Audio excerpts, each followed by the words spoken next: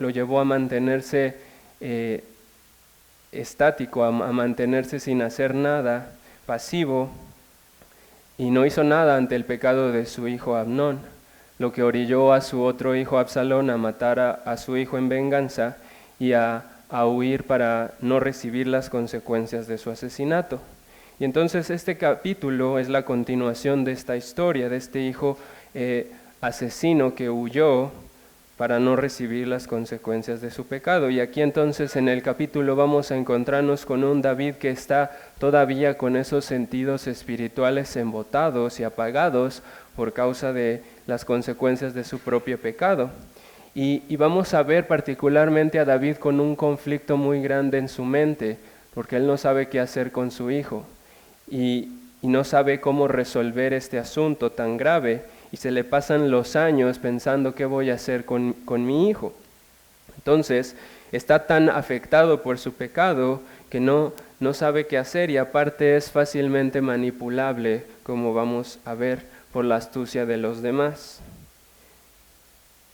De manera que en este capítulo, que tiene muchos detalles y es muy complejo, yo quiero que nos centremos en meditar en la misericordia de nuestro amado Dios, al cual venimos a adorar hoy. Entonces, hermanos, vamos a ver cómo se desarrolla esta historia, que es un poco intrincada y que es de las más difíciles que me ha tocado presentarles. Porque dice el texto que pasaron 3 años en el capítulo anterior, en los últimos versículos se nos explica que pasaron 3 años y que el rey David deseaba ver a Absalón, pues ya estaba consolado acerca de Amnón, que había muerto. Y entonces el capítulo 14 comienza diciendo una idea parecida, diciéndonos que Joab conocía que el corazón del rey se inclinaba por Absalón, es decir, esos 3 años él estuvo pensando qué voy a hacer con mi hijo, ya pasó tanto tiempo, ya estoy consolado de la muerte de mi otro hijo, pero estaba en su mente este conflicto y no sabía qué hacer. Su corazón de padre se debatía con su rol o con su papel de rey. Estaba, por un lado, sus sentimientos como padre hacia su hijo, por otro lado, su papel de rey que tendría que hacer justicia, y estaba luchando fuertemente en su corazón, pero la narrativa del texto no nos da el énfasis de lo que estaba pensando David, sino lo que pensaba Joab. Y gran parte de este capítulo nos muestra, nos deja ver qué es lo que había en el corazón de Joab. Era un corazón muy astuto y calculador. ¿Y por qué digo esto, hermanos? Porque el texto dice que él tomó a una mujer astuta y le puso palabras en su boca para que fuera a hablar con el rey. La usó a ella como un instrumento para manipular al rey. Y debo admitir, como ya les había dicho, que hay tantos detalles en este capítulo que es difícil de entender, porque básicamente el punto del capítulo lo que pasa con la mujer de Tecoa es que ella está llevando una parábola de parte de Joab al rey. Joab de alguna manera decidió inventarse una parábola con la cual podría manipular las acciones del rey, ya que lo veía pensando y cavilando y no se decidía por nada. Él decidió darle un empujón por medio de una mujer astuta, y de alguna manera es como si él se hubiera inventado una parábola, la versión pirata de la parábola que el profeta Natán le dijo de la corderita. Entonces, no tenemos tiempo para examinar cada detalle, pero si pudiéramos resumir la esencia de lo que Joab le está diciendo a David, de una manera muy astuta y muy disfrazada de piedad, con una parábola llena de alusiones a las Escrituras, él está dando a entender que debería considerar que Jehová es misericordioso. Le está diciendo, considera la misericordia de Jehová. Considera que Él es muy bueno para con los desterrados. Él no se apresura a darle muerte a los desterrados. Él en el versículo 14 hace alusión a que todos morimos, todos somos derramados como agua en la tierra, como si estuviera refiriéndose a la muerte de Abel, que su sangre fue derramada en la tierra. Y dice, pero Jehová tiene misericordia de los desterrados. Caín fue desterrado y ya, o sea, no fue muerto porque Jehová es muy misericordioso. Y el contenido de la parábola, lo único que está tratando de decirle a David es esto: así como la mujer que si mata a su único hijo que le queda, que es siendo viuda, se va a quedar sin nada y dañaría su heredad, así tú no puedes matar a tu hijo, porque si lo matas vas a dañar tu heredad. En pocas palabras, te vas a quedar sin sucesor al reino. ¿Por qué? Porque por el contexto que conocemos del libro, parece que Absalón era uno de los favoritos y uno de los más probables sucesores del rey. Entonces, eso es lo que está diciéndole Joab a través de esta mujer. No dañes tu heredad, considera la misericordia de Jehová y date cuenta que si haces eso dañarías a tu propia heredad y tendrías que dañarte a ti mismo haciendo eso. Entonces, pero en términos coloquiales, hermanos, ahí es donde podríamos decir que ahí salió el peine de lo que él quería hacer. Porque ¿de verdad creemos o de verdad ustedes creen que Joab estaba movido por la misericordia de Jehová para animar a David a mostrar misericordia a su hijo? Porque si ese era el caso, ¿por qué contrató a una mujer mentirosa para hacerle ver eso? ¿Por qué no fue y le dijo sinceramente, yo creo que debes tener misericordia de tu hijo? ¿Por qué no se atrevió a decirlo directamente? Y si de verdad creía tanto en la misericordia de Jehová para con los asesinos, ¿por qué no tuvo misericordia de Abner? Y se vengó de él por haber matado a su hermano. Si de verdad tenía tanta misericordia por los asesinos, ¿por qué no le tuvo misericordia al mismo Absalón que estaba defendiendo cuando se quedó atorado en un árbol? Él fue el que lo fue a matar sin misericordia en contra del mandato del rey. Entonces, Joab siempre fue un hombre muy engañoso, su fruto fue muy incongruente y cambiante. A veces se mostraba muy fiel a David y a veces incluso se mostraba fiel a Jehová. En el capítulo 10 vimos cómo él decía, si los sirios pudieran más que tú me ayudarás, y si los hijos de Amón pudieran más que tú, yo te daré ayuda. Esfuérzate y esforcémonos por nuestro pueblo y por las ciudades de nuestro Dios, y haga Jehová lo que bien le pareciere. Él era muy piadoso en su manera de hablar, él conocía las escrituras, sabía usarlas correctamente y sabía usarlas para manipularlas a su propio beneficio. Pero sus frutos eran muy dudosos, al grado de que el mismo David, antes de cederle el trono a su hijo, le dice, encárgate de matar a Joab por sus crímenes, para que no te cause problemas en tu reino. Así que esta ilustración de Joab, por más que él se postró, dice que él se postra delante del rey y le dice, oh rey, tú has escuchado lo que yo te dije, gracias por atender mi consejo, yo voy a hacer lo que tú me pides. Se mostró muy bíblico apelando a la misericordia de Jehová, pero lo único que estaba demostrando era su falsa piedad. Y lo único que demuestra es que él buscaba su propio beneficio, ya sea porque él mismo era un asesino y él podía usar esos mismos argumentos para decir no me mates porque Jehová es misericordioso, o más bien porque él quería congraciarse con Absalón, diciéndole, mira, yo convencí al rey de que te trajera y de que te restaurara para que tú seas el próximo rey y para que pues te acuerdes de mí cuando seas rey. Entonces, esa es una fuerte advertencia para cualquiera de los que estén aquí, que venga a adorar a Dios solamente porque es lo correcto, solamente por buscar su propio beneficio o para tratar de ganarse un favor de Dios para sí mismo, por sus buenas acciones, en lugar de humillarse ante Dios y venir a Cristo. Así que este ejemplo de de Joab, es algo que debe hacer temer a cualquiera que tiene una falsa profesión de fe. Y después avanzamos en nuestro capítulo y vemos que dio resultado el plan de Joab, y David accede a tener misericordia de su hijo y manda a traerlo, y lo recibe en la tierra de Israel, pero dice, no lo voy a ver, no me puede ver.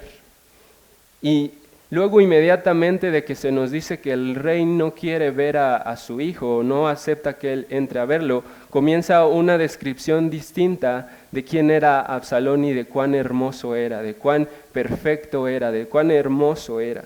Y eso debería parecernos un poco raro, porque ¿qué tiene que ver todo eso con la narrativa del texto? ¿Cómo pasamos de este asesino que estaba huyendo y que es traído y que se pone como si estuviera como en un arresto domiciliario donde no podía ver al rey, no estaba completamente restaurado, pero después empieza a hablar de su belleza externa y de cuán hermoso era?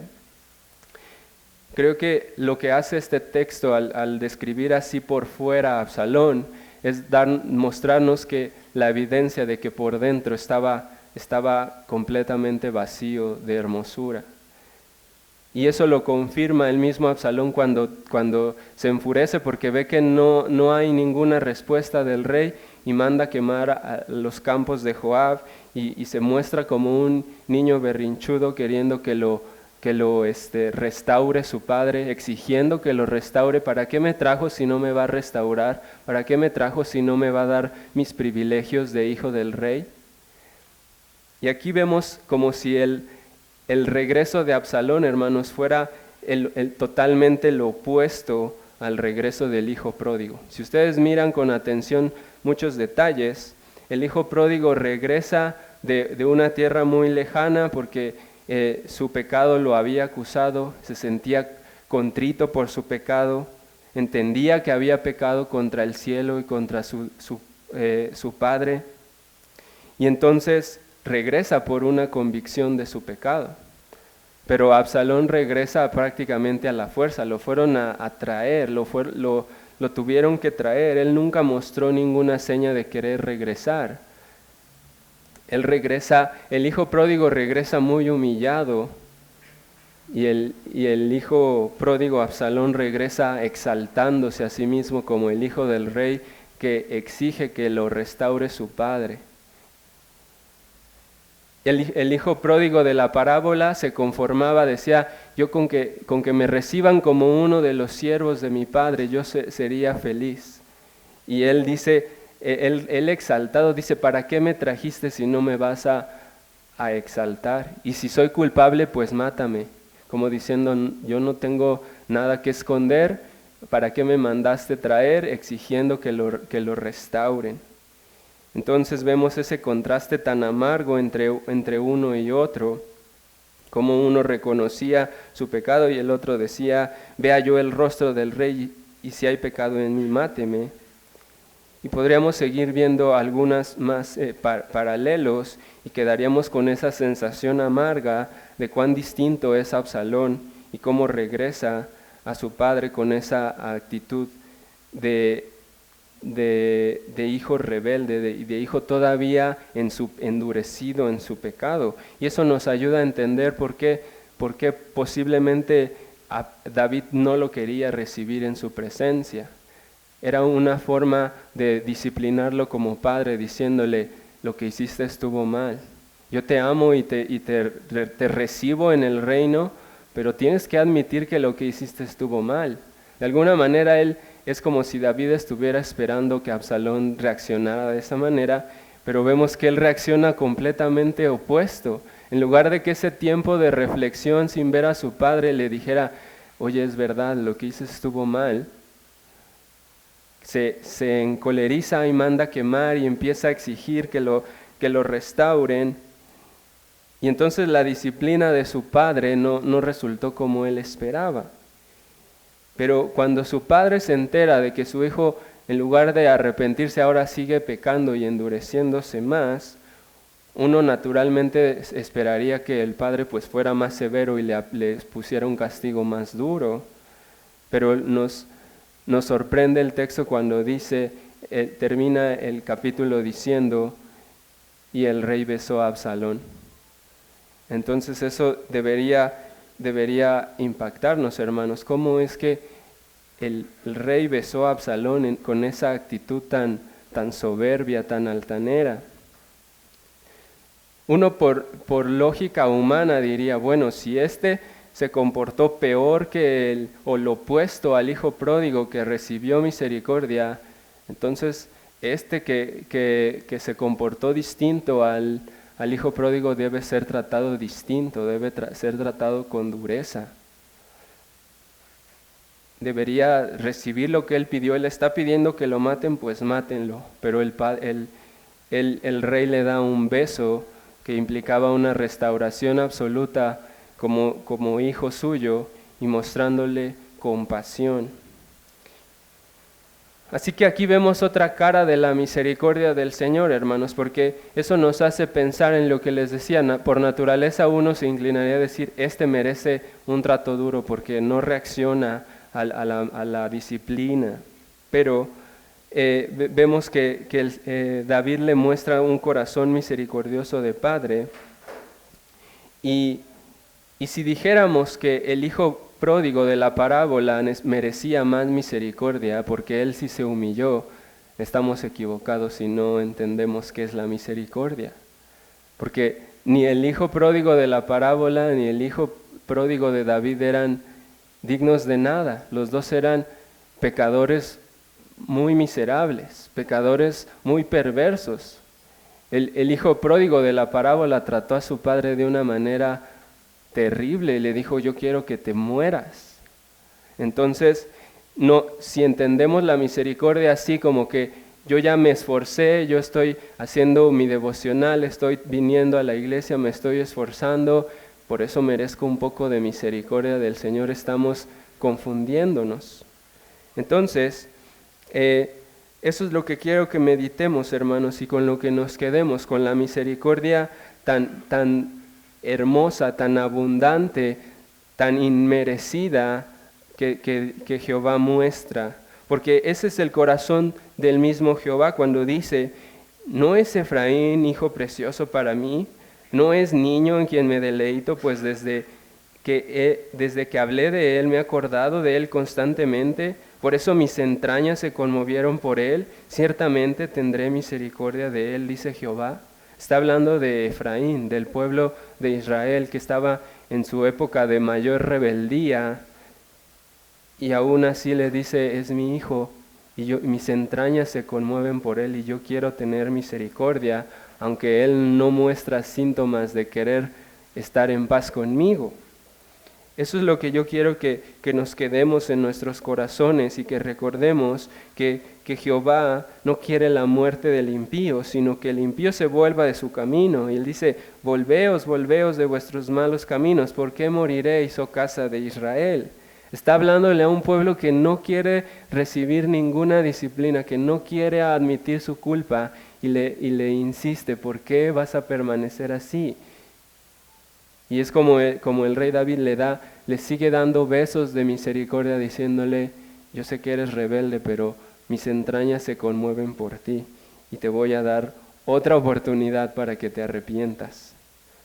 Así que asombrémonos una vez más, hermanos, de esta misericordia, porque es la misma misericordia que Él ha mostrado para con nosotros y es la misma misericordia que muestra para cualquiera que esté aquí, que sea rebelde y que esté rehusándose a confiar en Él y arrepentirse de sus pecados. Y entonces, que eso nos lleve, hermanos, a adorar a nuestro Señor con más gratitud y con más reverencia, confiando en que Él es misericordioso aun cuando nosotros somos rebeldes y que podamos deleitarnos en Él y seguirlo adorando, hermanos. Por los méritos de Cristo es que somos aceptados. Si el hijo pródigo de la parábola no fue endurecido como Absalón, no fue porque era mejor, fue porque Dios también tuvo misericordia de él y aparte de traerlo, lo transformó y le dio un corazón nuevo. Y esa es la razón por la que estamos aquí y Con eso en mente vamos a adorar a nuestro Dios, hermanos. Amén.